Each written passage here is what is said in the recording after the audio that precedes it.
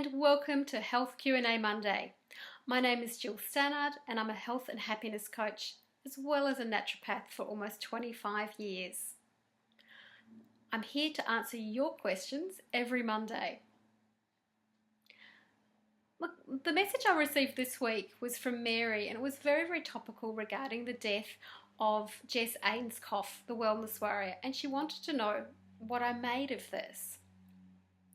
And I find this a very difficult position to be in because, in a way, sometimes it may sound like I'm defending the indefensible, but I'm not. What I do defend is people's choices to get through their cancer in the way that they want to, as long as they are well informed. Making choices around treatment is very loaded. And in Jess's case, although I didn't know her personally, and all I can go on is what I read on her site before it was taken down. So apologies if it's inaccurate. It's very, very hard to actually track back and get her full story now. But what I know is she was a 22-year-old woman who was a journalist, didn't have great lifestyle choices at the time, and got a very rare form of bone cancer, which often affects young people. She was first offered really radical surgery, and at the last minute after she'd consented, her specialist suggested they do a very intense form of chemo, which is where they isolate the affected limb in this case and give her extremely high doses of chemo, where she was hospitalised through treatment. Like a lot of chemos, this worked for the short term, but not for the long term. And when her cancer returned, a year or so later, she decided to not go through with this very radical amputation, which wasn't just her arm, it was including her shoulder and a shoulder blade. It's a massive part of your body to lose, and it was not guaranteed to give her a long and healthy life. Jess wasn't a naturopath. She did not have any comprehensive training in complementary medicine. And what she chose was what we'd probably call alternative medicine. She chose Gerson therapy, which is a high juice regime and the use of coffee enemas to get rid of toxins. Not a lot of naturopaths talk about toxins anymore. What Jess did incredibly well, though, was tell her story and be enthusiastic about it. Through the telling of her story, she sold books, she did speaking tours, she sold products through her site. And this is largely where she's been criticised by her dissenters. You see, she actually made some money out of having cancer or sharing her story of cancer. Now, as someone who has taken many months out of my very busy practice, I wonder if Jess had shared her story of going through conventional medicine and made any money. Jess was a freelancer at that point. It's very expensive and time consuming going through therapy, so I would also suggest to those people out there who have criticised Jess for this, pick your favourite cancer blogger and donate to them. Make it more affordable for people to take care of themselves. And if you don't want them to make money from telling their fabulous story, then donate to them for telling their story of going the tough yards through conventional treatment.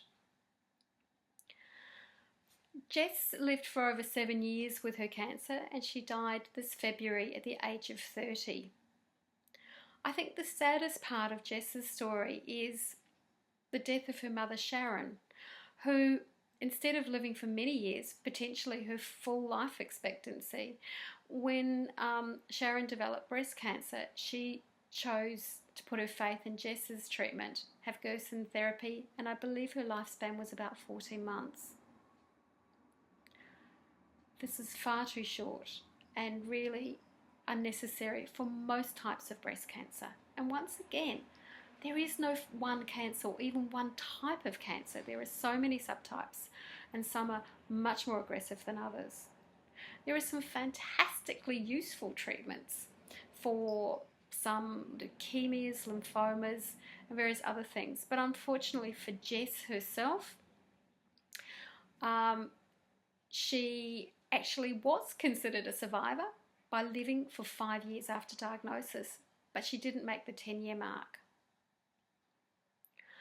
What saddens me is that natural therapies and well-trained naturopaths, most of us do at least 4 years at a bachelor level of health science, are lumped in with this gorgeously spirited, gifted amateur. Most naturopaths would encourage people to at least have first-line treatment and to support them and their recovery from that conventional treatment. It's very different though when a cancer returns if there are limited options. And sometimes it's about just supporting a client through their best choices and helping them understand the information that is available for conventional treatment. So Mary, you raised a really interesting point, a really interesting question. My love and compassion goes out to Jess's friends, fiancé and family. And family who've gone through 2 deaths in a very short period of time. My personal belief is things have been really unseemly in their haste of putting Jess down. She made a choice for her, but the problem seems to be she shared her choice and she was naturally charismatic. While taking some juices while going through conventional therapy may make you feel more empowered and helpful, replacing some well thought through first line conventional treatments with juices is probably not going to extend your life. But there's a lot of things that a naturopath who is experienced in working with different cancers may be able to help you with for recovery after treatment and living as long and as healthily as you can given the limitations of your conditions. Cancer these days is not a death sentence for everybody. In fact, 50% of all women will experience a cancer in their lifetime. Cancer is something that we need to take out of the closet and talk about. There are different approaches for different people. The most important thing is getting well-informed information. If you've got a question, no matter how controversial, please send it to gillstannard.com.au through the contact details or coaching@gillstannard.com.au, or you can tweet me @HerbalGill. Thanks for dropping by. I'll see you next week.